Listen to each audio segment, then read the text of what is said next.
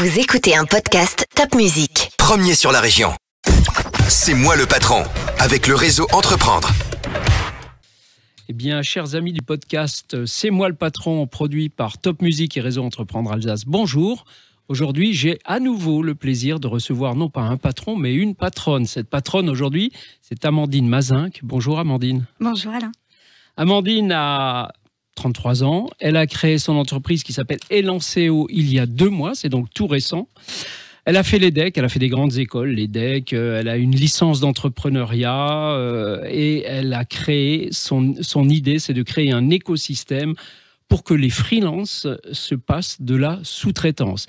Ça peut paraître un petit peu abscon comme ça, mais elle va nous l'expliquer bien mieux que moi, Amandine. Ce qu'il faut savoir sur le marché des freelances, c'est qu'il s'est beaucoup transformé les dernières années. Les freelances, pour nos auditeurs, c'est auto-entrepreneurs. Oui. Auto-entrepreneurs, solo-entrepreneurs, consultants, formateurs, ingénieurs, experts indépendants. Ce sont tous ceux qui travaillent seuls. D'accord. Et qui n'ont pas d'actifs immobilisés, voilà, pas de salariés, pas de bureau la plupart du temps. Voilà, c'est ce marché-là. Et ce marché-là s'est beaucoup transformé les dernières années, puisque on a vu arriver des plateformes qui, quelque part, ubérisent un petit peu ces indépendants-là. Le job de ces plateformes, c'est de leur fournir de la mission. Alors, en soi, ça paraît être une bonne idée de leur fournir de la mission, sauf que, du coup, ces indépendants-là ne sont plus des indépendants, puisqu'ils ne détiennent plus leurs clients. Ils sont dépendants d'une plateforme et ils ont, du coup, de fait, un lien assez étroit avec cette plateforme-là. Et si la plateforme changeait son algorithme, par exemple, il pourrait se retrouver sans clients, entre guillemets, et donc sans revenus. Est-ce qu'on peut penser à ces livreurs de Deliveroo? Est-ce que c'est dans ce cadre-là que vous travaillez? On pourrait imaginer, quand j'ai démarré ma carrière sur ce marché-là, je n'imaginais pas qu'un jour, des consultants bien armés puissent être ubérisés. J'imaginais pas que ça puisse arriver. Or, les dernières années m'ont donné tort. En fait, tout le monde peut finalement être ubérisé. Et donc aujourd'hui, Elanceo, son objectif, c'est de créer un écosystème pour fournir à ces indépendants-là tout ce qu'il faut, tout ce qui fait une société structurée finalement, des services support, des outils, des réseaux, pour qu'ils puissent se passer des plateformes et qu'ils puissent détenir leurs clients. Du coup, ça va jusqu'à la prospection commerciale. Vous leur ramenez des marchés, si je comprends bien. Oui et non, parce que si on leur ramène des marchés, ces marchés-là nous appartiennent, ils ne leur appartiennent pas. Donc, nous, on met tout en place pour qu'eux puissent aller chercher ces marchés-là et du coup les détenir et finalement se mettre à l'abri.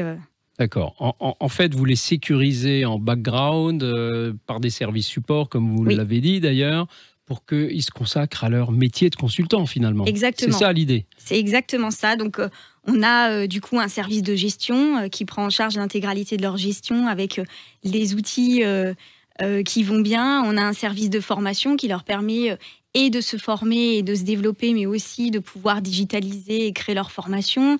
On a un service commercial qui leur met à disposition des contacts et des réseaux et puis de l'accompagnement commercial, parce que quand on démarre en tant que consultant indépendant, on ne sait pas tout de suite vendre sa prestation. Et puis le dernier service, c'est un service de communication qui leur permet de gagner en visibilité.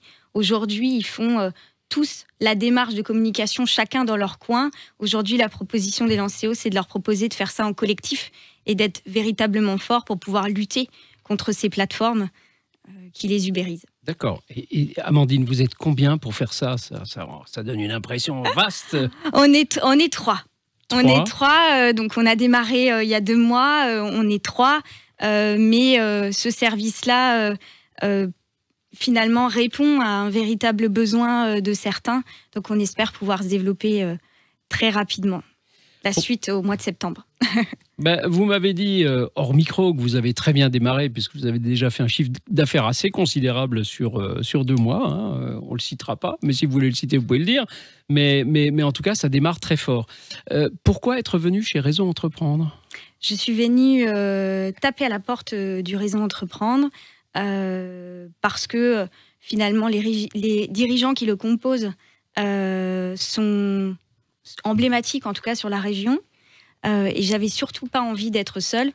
Je suis une professionnelle de l'entrepreneuriat, donc du coup, je sais que c'est un écueil à éviter. Et donc là, je suis ravie de pouvoir venir aujourd'hui et discuter, sortir de mon bureau pour discuter avec quelqu'un dans la vraie vie, voilà. Quelqu'un qui soit ni un client, ni un fournisseur. Vous êtes dans la vraie vie, Amandine. En tout cas, chez Réseau, on vous souhaite 1000 réussites dans cette nouvelle entreprise que vous lancez. Et puis, on saura vous soutenir tout du long de la vie de cette entreprise. Vive Elanceo, vive Amandine. Merci beaucoup pour votre gentil sourire. Merci.